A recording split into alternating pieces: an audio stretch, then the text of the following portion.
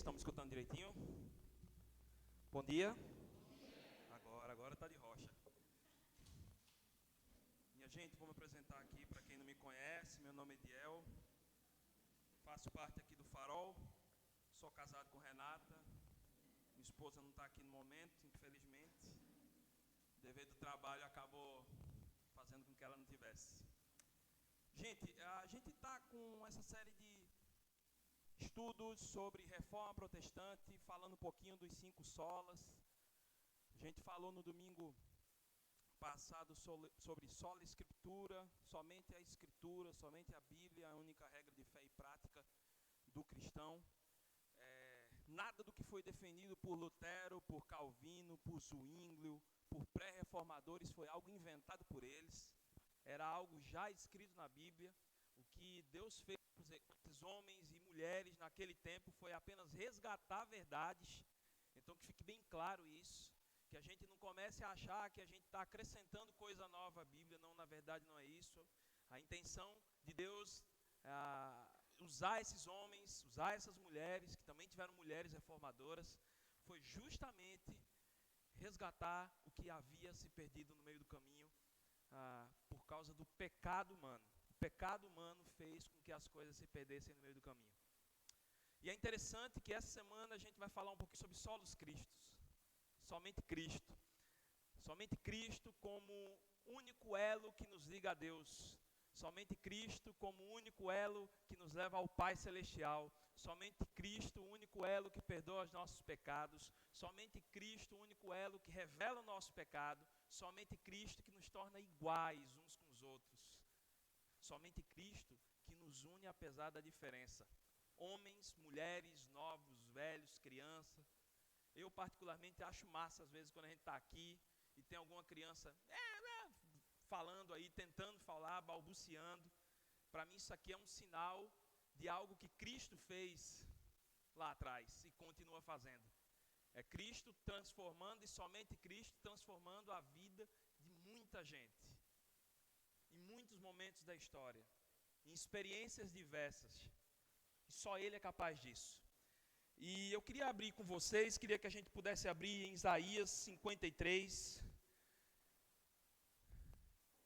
Eu confesso que quando a gente começa a pensar nos textos falando sobre Cristo, somente Cristo, são muitos textos, então fica difícil até a gente escolher um texto. Mas semana passada, Deus nos deu essa mensagem através da música do solo, a gente cantando semana passada, que tem justamente o nome Isaías 53. Se você não trouxe Bíblia, não tem problema, vai estar aqui no telão, tá? E diz o seguinte: quem escreveu a nossa mensagem e a quem foi revelado o braço do Senhor? Ele cresceu diante dele como um broto tenro e como uma raiz saída de uma terra seca. Ele não tinha qualquer beleza ou majestade que nos atraísse, nada em sua aparência para o desejarmos. Foi desprezado e rejeitado pelos homens. Um homem de tristeza e familiarizado com o sofrimento. Como alguém de quem os homens escondem o rosto. Foi desprezado e nós não o tínhamos em estima. Certamente Ele tomou sobre si as nossas enfermidades e sobre si levou as nossas doenças. Contudo, nós o consideramos castigado por Deus, por Ele atingido e afligido. Mas Ele foi transpassado por causa das nossas transgressões, foi esmagado por causa das nossas iniquidades, e o castigo que nos trouxe paz estava sobre Ele, e pelas suas feridas fomos curados. Todos nós, tal como ovelhas, nos desviamos, cada um de nós se voltou para o seu próprio caminho, e o Senhor fez cair sobre Ele a iniquidade de todos nós. Ele foi oprimido, Ele foi afligido, contudo não abriu a sua boca. Como um cordeiro foi levado para o matadouro, e como uma ovelha que diante dos seus tosqueadores fica calada, Ele não abriu a sua boca. Com julgamento opressivo, Ele foi levado. E quem pode falar dos seus descendentes? Pois Ele foi eliminado da terra dos viventes. Por causa da transgressão do meu povo, Ele foi golpeado. Foi-lhe dado um túmulo para os ímpios, e com os ricos em sua morte. Embora não tivesse cometido qualquer violência, nem houvesse qualquer mentira em sua boca. Contudo, foi da vontade do Senhor esmagá-lo e fazê-lo sofrer. E embora o Senhor faça da vida dele uma oferta pela culpa, ele verá sua prole e prolongará seus dias, e a vontade do Senhor prosperará em sua mão. Depois do sofrimento de sua alma, ele verá a luz e ficará satisfeito. Pelo seu conhecimento, meu servo justo justificará muitos, e ele levará a iniquidade deles. Por isso, eu lhe darei uma porção entre os grandes, e ele dividirá os despojos com os fortes. Porquanto ele derramou sua vida até a morte e foi contado entre os transgressores, pois ele carregou o pecado de muitos e intercedeu pelos transgressores. Isaías 53. Vamos orar? Pai, muito obrigado, Senhor, pela tua palavra. Muito obrigado porque ela revela quem tu és a nós, Pai. Obrigado, Senhor, pelo privilégio de estarmos aqui, mesmo não sendo dignos de estarmos aqui, porque acreditamos que o Senhor é que nos torna dignos, porque em primeiro lugar o Senhor nos ama e o Senhor é gracioso e misericordioso com a gente, Pai.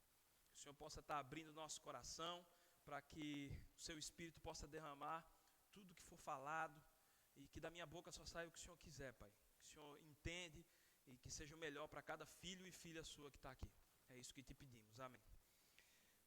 Gente, quando a gente vai olhar esse texto, e é importante a gente falar que é um texto que foi escrito há 700 anos antes de Jesus nascer, a gente precisa entender alguns pontos aí desse texto, porque ele usa alguns símbolos que eram muito comuns da época.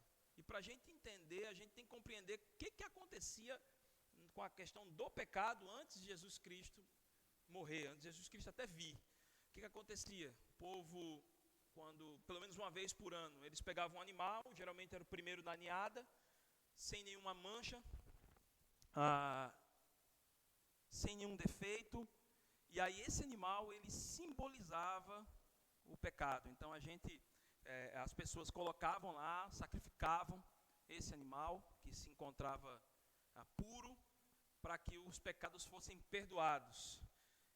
E não era simplesmente a pessoa que poderia praticar isso. Ela não chegava, simplesmente pegava o animal, sacrificava e colocava. Existia a figura do sumo sacerdote, que era habilitado para isso.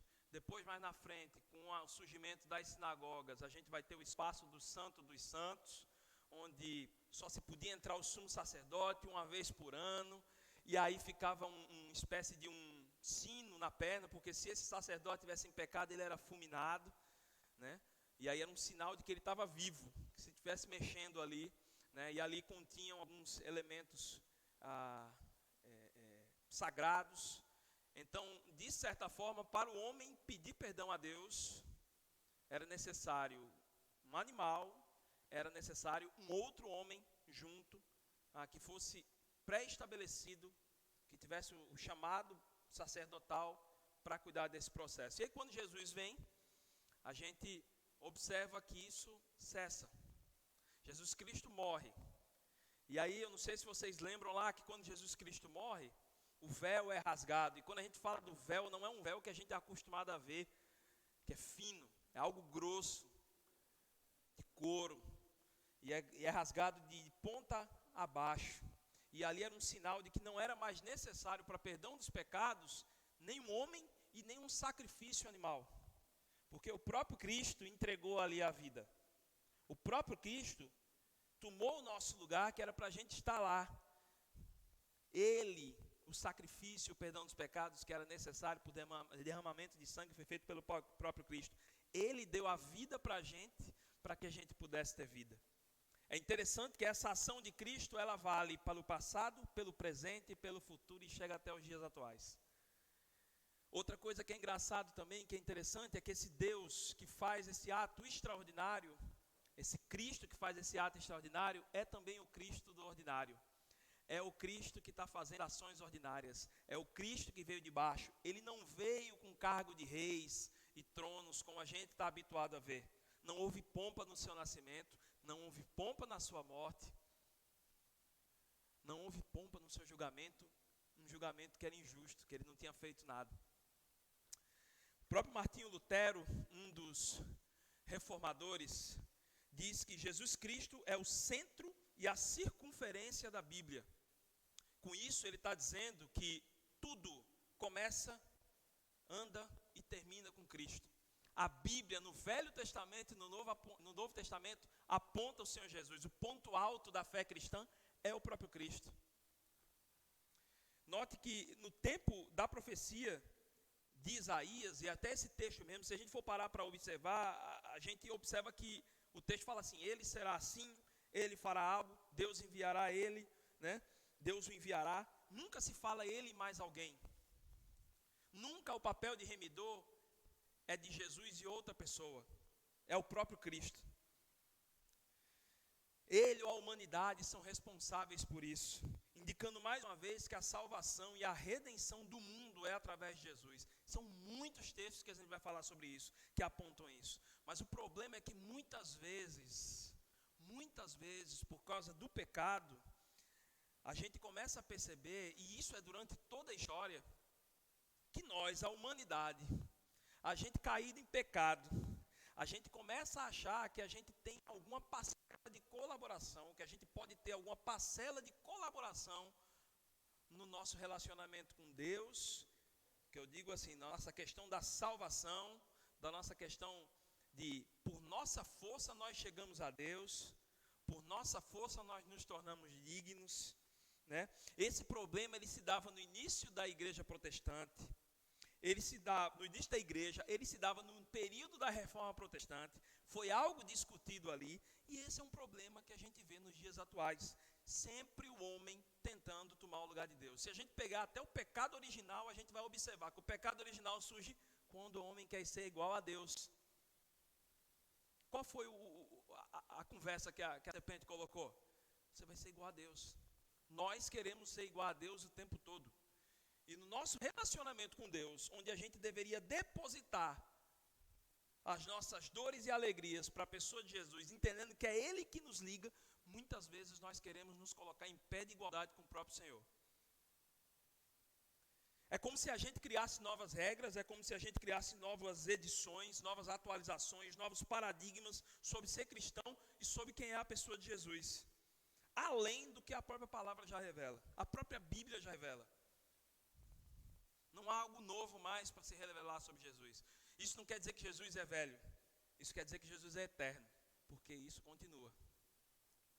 Há diversos paradigmas que a gente encontra e cria para Cristo, ou para nos relacionarmos com Ele, ou para nos chegarmos a Deus. Mas de uma coisa eu digo para vocês, independente dos paradigmas que a gente venha fazer, uma realidade é fato. Somos inteiramente dependentes de Jesus para a nossa salvação. Isso é uma verdade. Quando Jesus morreu, passou a não ser necessário fazer isso. Entregar os nossos pecados e colocar simbolicamente um animal para que ele simbolizasse o nosso pecado, a nossa culpa. Não era mais necessário colocar nas mãos de um sumo sacerdote isso. Ele substitui na cruz, ele é o cordeiro que era antes sacrificado e que indicava que um dia esse cordeiro real, ele se entregaria e morreria para perdoar os nossos pecados. Não são apenas os nossos atos, não são os nossos atos, é somente Cristo que nos leva a Deus. E é esse desejo humano de autonomia que a história cristã ela vem registrando. Vez ou outra a gente vê na história da igreja um bocado de vezes onde o ser humano vai começando, vai querendo criar autonomia, vai querendo usar da criatividade que é dada por Deus para começar a criar regras para se relacionar com esse mesmo Deus, que não seja o próprio Cristo, que seja Cristo e mais alguma coisa. Né? É registrando essa criatividade humana para que a humanidade tenha uma participação nessa própria salvação. É essa tentativa de colocar e nos colocar em paridade com a pessoa de Jesus, né? Que surgem alguns paradigmas que eu pude encontrar, que são criados pelo homem para que possam impedir esse relacionamento com Deus. Existem alguns paradigmas, mas eu quero usar os mesmos termos que Lutero, que Calvino, que Zwinglio usou lá atrás, e quero trazer para os dias de hoje e mostrar para vocês que esses problemas são os mesmos, só muda a roupagem. O primeiro paradigma humano para os solos cristos se tornar algo realidade no coração do homem é a penitência. Talvez na nossa realidade hoje a gente pense, penitência, será que ainda existe? Talvez existe contrarroupagem. Penitência é quando a pessoa crê que Jesus não é suficiente para perdoar os pecados, sendo necessário então passar por algum processo, prova, dor, como se Jesus oferecesse uma espécie de perdão incompleto a nós. Podemos encontrar facilmente isso quando às vezes nos é proposto um momento de libertação pós-conversão. Usa-se às vezes o termo até nasci de novo. Não, você nasceu de novo através de Jesus. Você nascer de novo depois de uma outra etapa disso, você está anulando o que Jesus fez por você na cruz. Jesus, ele é o único capaz de te libertar, não são as suas ações. Deixar a prática ou vício para tornar-se discípulo de Jesus, muitas vezes a gente cria regra para se batizar, cria regra para apresentar filho, cria regra para participar de equipe ministerial, porque a gente tem que estar arrumadinho, prontinho. Você nunca vai estar arrumado, você nunca vai estar pronta. Até o dia que você morrer, a gente não vai estar pronto. A gente vai continuar sendo pecador, mesmo depois do encontro com Jesus. A diferença vai estar em como é que Jesus move o nosso coração e faz com que a gente olhe diferente a questão do pecado. Muitas vezes a gente crê, essa é uma espécie de penitência para os dias de hoje. A gente deixa, muitas vezes, de estar no corpo da igreja, participando dentro da missão, porque a gente acha que a gente não se sente digno. E quem é digno aqui? Não há digno aqui. E a gente começa a criar penitências para nós mesmos. Ou se não, eu lembro de um colega meu de trabalho, eu trabalhei num local que eu tinha um colega meu que era cristão, e tudo dele era achar que ele estava sendo perseguido por ser cristão. Gente, há muito tempo no nosso país não somos minoria mais. Há muito tempo não somos mais minoria. Nós, muitas vezes, achamos que estamos em constante perseguição por ser cristão. Na nossa realidade de país, isso é mais difícil acontecer. Graças a Deus, que a gente possa aproveitar isso. Eu não quero falar aqui para vocês e anular uma verdade que uma vez que a gente se torna discípulo de Jesus, a gente não vai ser desafiado a mudar posturas que não agradam a Deus. Não é isso. O problema é que, para algumas pessoas, isso se torna um determinante na vida delas, de maneira que ela não se considera digna nem sequer de ser chamada cristã, por algo. Mas se formos analisar, nenhum de nós, nem por nossas forças, somos dignos, porque somos todos pecadores. E muitas vezes a gente vem criando penitências, criando barreiras criadas por nós mesmos para nos relacionar com Jesus, para nos relacionar com Deus, para participar de maneira desse privilégio que é servir a Deus. Um outro paradigma que a gente pode encontrar humano para os solos Cristo são as indulgências. São as indulgências. Isso aqui é o mais fácil da gente observar hoje. Temos um bocado de mercador da fé, a teoria da prosperidade, a teoria do coach cristão, que eu não vou falar nem teologia. Está longe de teologia isso aqui. Está longe. A gente tem hoje um sistema de paternidade espiritual. A gente tem uma cultura de honra. A gente tem órfãos espirituais. Isso é consequência disso aí. A Bíblia nos leva para um outro caminho. Nos aponta para cristãos que reconhecem o pecado, que Jesus mostra o pecado e que precisam somente de Jesus para se relacionar com Deus. E que é através da palavra que ela vai dizer o que a gente tem que ser feito. Como é que a gente tem que se proceder? É o paradigma mais fácil de se identificar, porque antigamente, ali pelo menos até a década de 90, quem é velho como eu, assuma, você é velho, você vai dizer o seguinte: antigamente tinha o quê? Quanto mais dava o dízimo, mais eu recebia. Isso é a teoria da prosperidade. Hoje ela evoluiu.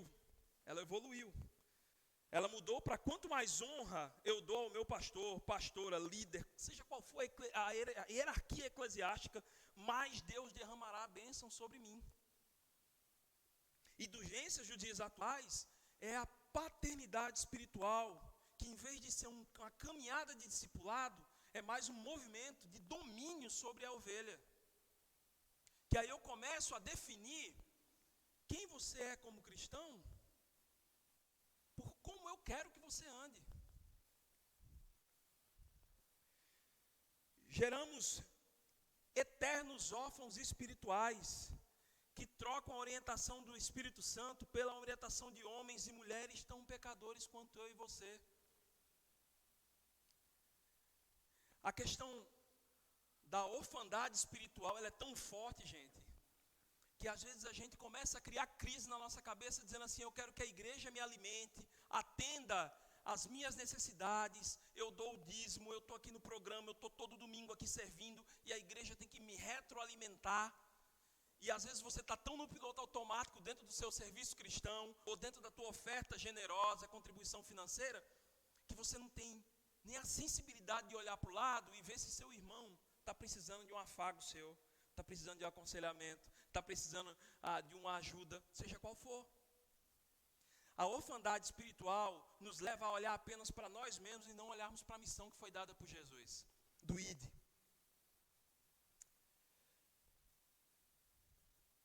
Homens e mulheres que estão se colocando no lugar de Cristo para definir coisas ordinárias da vida, definindo qual emprego que eu vou ter, definindo qual a namorada que eu vou me relacionar, ou namorado, e às vezes até definindo meu voto. Se você vota em um, você é crente. Se você não votar no outro, você não é. Se você votar no outro, você é. Se você não votar no outro, você é. E aí a gente fica naquela situação e entra em crise. Onde, na verdade, os nossos candidatos são tão pecadores quanto eu e você. Um outro paradigma humano que a gente pode ver, o terceiro e último, é a questão das atividades eclesiásticas excessivas. É o famoso igrejês. É ativismo versus ativismo. Porque agora, por que eu coloquei isso aqui? Porque às vezes, talvez você e eu também me vi nessa situação, foi de ver isso aqui e pensar só sobre uma ótica. Mas na verdade a gente tem ativismo dos dois lados. Esse aqui é o movimento mais sutil e mais perigoso, que faz com que às vezes a gente ache que por nossas forças a gente chega a Deus. Ou a gente é aquele bitolado em igreja, que se veste como crente, que fala o dialeto do crente, que canta música somente de crente, que só assiste a novela do crente, que lê só livro de crente, como se isso fosse um sinal de santidade, de aproximação de Deus, como se isso fizesse a gente, por nossas forças, chegar ao Senhor.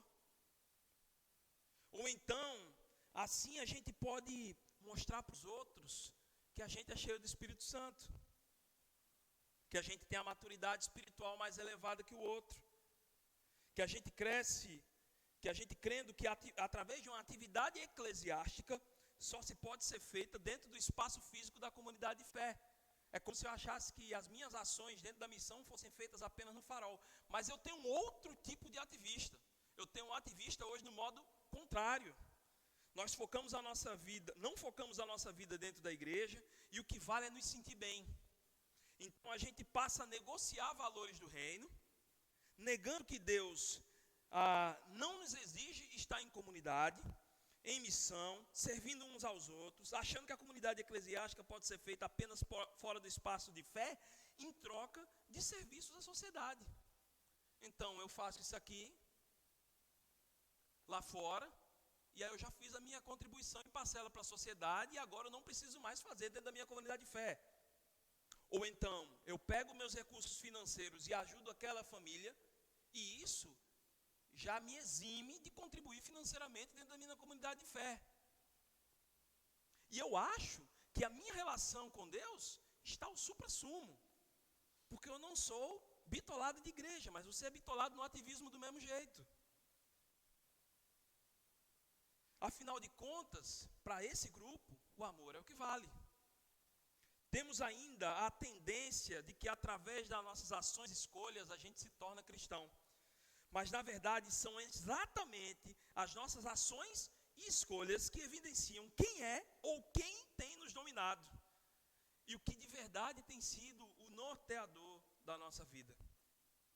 Quando a gente olha para o capítulo 2 de Colossenses, no versículo 13 a 15, ele diz o seguinte: quando vocês estavam mortos em pecados e na incircuncisão da sua carne, Deus os vivificou juntamente com Cristo. Ele nos perdoou de todas as transgressões.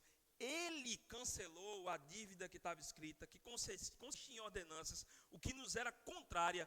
Ele, Jesus, a removeu, pregando-a na cruz. E tendo despojado os poderes e as autoridades, fez deles um espetáculo público, triunfando sobre eles na cruz. Veja que coisa massa isso aqui. Veja como a própria palavra anula certas indulgências, certas penitências, certos estabelecimentos de morais excessivas, eclesiásticas. A própria Bíblia vai apontar o próprio Cristo. É Cristo. É a presença de Jesus que revela como devemos proceder. É a presença de Jesus que nos coloca aqui dentro. É a presença de Jesus que nos dá o senso de servirmos dentro da obra. Nós servimos dentro da igreja como reflexo do que Jesus fez por nós. Não para nos tornar melhores. Não porque isso nos faz dignos. Não porque isso nos leva ao céu. Existem homens e mulheres que no passado, no presente e no futuro são levantados por Deus para que justamente sejam usados para nos lembrar, para que a gente não possa perder de vista o que a própria Bíblia diz. Para que a gente não possa esquecer de quem realmente a gente é, de quem Jesus é e que somente Ele é capaz de fazer algo por nós. Eusébio de Cesareia, um bispo da igreja, um dos primeiros bispos da igreja, ele viveu ali de 260 a 339 depois de Cristo, nos seus escritos dos pais da igreja, e aí foi um dos primeiros a estudar a pessoa de Jesus, a importância dele. Ele elencou 3 pontos que atestam e confirmam que Jesus Cristo é o único mediador entre nós e Deus. E o que Jesus Cristo é para nós? O primeiro ponto que ele diz é Jesus Cristo como profeta. E aí eu coloquei tanto o que ele falou, como lá na frente o que algum reformador falou. Jesus Cristo profeta, em Deuteronômio 18, versículo 15, vai dizer o seguinte: o Senhor, seu Deus, levantará do meio dos seus próprios irmãos um profeta como eu. Ouçam-no. Ouçam-no. Através do povo de Israel viria Jesus. Um outro texto que também confirma, você vai ver em Mateus capítulo 17, 5, que vai dizer o seguinte: enquanto ele ainda estava falando, uma nuvem resplandecente os envolveu e dela saiu uma voz que dizia: este é o meu filho amado em quem me agrado. Ouçam-no. Isso aqui foi o momento da transfiguração. Era Jesus cumprindo algo que já era revelado. Era Deus cumprindo algo através de Jesus que já estava sendo anunciado lá no Novo Testamento. Ulrich Zwingli, um dos reformadores lá do século XVI, disse assim: Cristo é o cabeça de todos os crentes, os quais são o corpo, e sem ele o corpo está morto. Jesus Cristo é quem mantém a igreja dele de pé. Apesar de todas as perseguições que a gente teve na história, Jesus Cristo manteve homens e mulheres fortes. Apesar de muitos terem perdido a vida por isso, os que restaram, Jesus Cristo manteve fortes. Jesus Cristo manteve homens e mulheres fortes lá atrás, para que essa palavra chegasse a mim e a você hoje. Para que nesse momento, não só aqui no Farol, mas em várias igrejas, no Brasil e no mundo, a gente pudesse estar falando desse Jesus. E é somente por Ele, não é pela nossa força. Quem está aqui há mais tempo sabe disso, que o que mantém o Farol de pé é Jesus. Tivemos dificuldades, tivemos pandemia, mas Jesus sempre foi misericordioso com a gente. E o dia que Ele quiser que feche, Ele vai fechar. Mas Ele também não vai deixar nenhum filho seu sem uma comunidade de fé. Um outro ponto também que Eusébio falava é que Cristo é o nosso sumo sacerdote. Em Romanos, lá no livro de Romanos, capítulo 5, versículo 19 e 20, vai dizer o seguinte: logo, assim como por meio da desobediência de um só homem, muitos foram feitos pecadores, assim também por meio da obediência de um único homem, muitos serão feitos justos. A lei foi introduzida para que a transgressão fosse ressaltada, mas onde aumentou o pecado, superabundou a graça, não importa a situação que eu e você esteja. Quando entregamos nosso coração para a pessoa de Jesus, Ele, somente Ele é capaz de perdoar, seja qual for o pecado. Ele é mais poderoso do que qualquer coisa. Ele é mais poderoso, Ele é mais forte que qualquer pecado. Se nós entregarmos o nosso coração, a nossa mente para Jesus, entregarmos a nossa dor e o nosso pecado, pedimos ajuda ao próprio Cristo, Ele nos ajuda.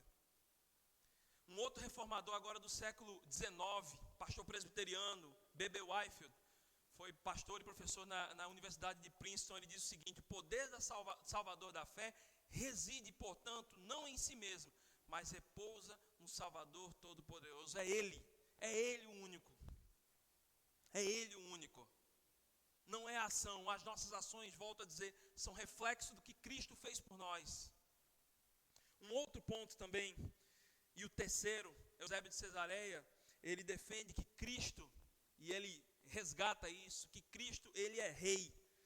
Em Atos 2, dos versículos 30 a 33, um dos que eu acho um dos textos mais bonitos que eu curto aqui na Bíblia, que é o seguinte: mas ele era profeta e sabia que Deus lhe prometera, sob juramento, que poderia ser um dos descendentes do trono.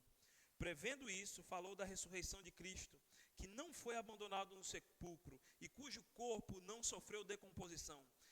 Deus ressuscitou este Jesus, e todos nós somos testemunhas desse fato. Exaltado à direita de Deus, ele recebeu do Pai o Espírito Santo prometido e derramou o que vocês agora veem e ouvem. Deus é vivo, Jesus é vivo, Ele vive, Ele está lá junto com Deus. E um dia a gente vai vê-lo face a face. E o massa disso é que vai ser eterno. E o massa disso é porque a gente não é responsável por isso. Cristo é quem nos resgata. O próprio João Calvino diz o seguinte: não podemos passar pacientemente por essa vida com sua miséria, frieza, desprezo, injúrias e outros problemas, satisfeitos com uma coisa, que o nosso Rei nunca nos deixará desamparados, mas suprirá as nossas necessidades, até que, ao terminar nossa luta, sejamos chamados para o triunfo. Deus, através da pessoa de Jesus, nos dá em justa medida. Não adianta muitas vezes a gente se esforçar, querendo alcançar, achando que é só por causa do nosso suor que as coisas vão acontecer. Vai acontecer de acordo com o que Deus quer. Vá fazendo, não pare, continue. Mas é Deus que dá na justa medida. Honre ao Senhor, obedeça o seu chamado dentro da missão. Seja na música, seja na recepção, seja varrendo a igreja, seja como um bom funcionário, seja como um bom vizinho, como um bom filho, uma boa mãe. Sinalize que Jesus é rei sobre a sua vida através da sua vida mesmo. Através do que você vive, do que você pratica. E um dos sinais da forma da vida do cristão é justamente a presença do Espírito Santo e a sua palavra que foi deixada por nós. Uma prova de que Jesus Cristo não nos deixa desamparado é que quando ele vai subir aos céus, os discípulos perguntam: e agora? Jesus diz assim: esperem, vai vir o meu Espírito. É esse Espírito que vai orientar a nossa vida. É esse Espírito que vai guiar a nossa vida. É esse Espírito que vai dizer a nossa forma de proceder. E ainda mais, ele deixou a Bíblia, que a gente falou na semana passada. Revelação do nosso Pai, do nosso Deus. Revelação do nosso Criador, de quem nos ama. Em 1 Timóteo, capítulo 2, versículos 5 e 6, vai dizer o seguinte: pois há um só Deus, e um só mediador entre Deus e os homens, o homem Cristo Jesus, o qual se entregou a si mesmo como resgate por todos. Esse foi o testemunho dado em seu próprio tempo. A nossa salvação, a nossa relação com Deus, em primeiro lugar, ela não parte de nenhuma ação nossa, parte de Jesus. E como consequência desse encontro, a gente passa a obedecer a sua palavra como discípulo de Jesus, como sinal desse encontro. que nos relaciona com Ele mesmo. O poder de Cristo não vem do que eu posso dar. O poder de Cristo vem do próprio Cristo.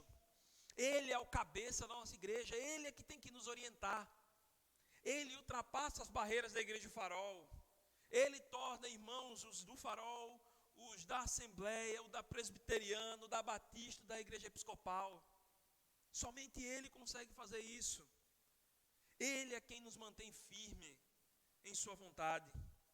Cristo deve ser o centro das nossas vidas, não nós mesmos. Vamos deixar de ser ensimesmados. Vamos deixar de ser ensimesmados, meus irmãos, meus amigos, minhas amigas.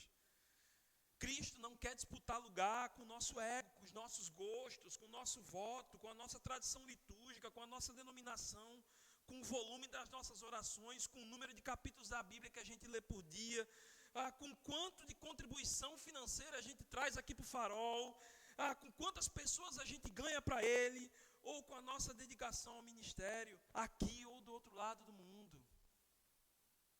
Cristo quer se relacionar diretamente conosco, em liberdade, não através de oráculos do século 21, que em nome dele querem definir as nossas escolhas feitas a se fazer.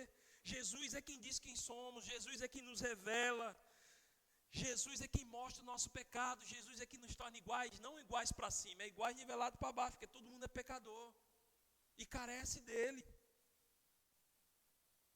Jesus, e somente Ele é quem nos redime, caminhando conosco, lutando junto com a gente a nossa luta diária.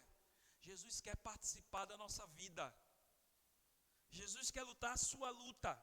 Jesus quer diminuir o seu fardo. E às vezes a gente não quer que Jesus diminua o nosso fardo. A gente quer andar com a própria força.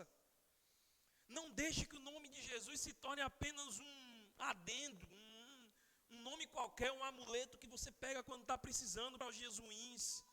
Entregue-se de verdade a Ele, que isso não vire apenas um discurso, vire algo prático do dia a dia. Viva para Ele, viva somente nele, crendo que somente é Ele que te leva a Deus. E o clássico, no capítulo 14 do versículo 6 de João, o próprio Cristo, depois a gente vê um bocado de gente revelando quem Jesus é, o próprio Jesus fala: eu sou o caminho, eu sou a verdade, eu sou a vida. Ninguém vem ao Pai a não ser por mim. Não existe Jesus sem cruz. Precisamos sim de Cristo para a gente ser moldado. A vida sem Cristo é um fracasso. E é um fracasso eterno. E só Ele é capaz de uma transformação de verdade nas nossas vidas. Pessoa alguma consegue fazer isso por nós. Porque todos são iguais. Todos são pecadores. A Bíblia mesmo revela que todos somos. Ninguém pode fazer isso por nós, o que Jesus fez. Ninguém nunca vai poder fazer. Pessoa alguma consegue fazer isso em nós, porque ela é igual. A presença de Jesus nos iguala em seres carentes da sua presença graciosa. A presença de Jesus nos torna pecadores e nos revela que nós precisamos dele cada vez mais. Para viver e praticar, eu queria apenas fazer 2 perguntas. Em que você tem colocado o seu coração? Em Cristo ou em algum dos paradigmas modernos que são travestidos de santidade? E o outro, creia somente em Jesus Cristo para a sua salvação e obedeça o seu chamado. Com certeza, você não está aqui à toa. Amém? Vamos orar, vamos ficar de pé?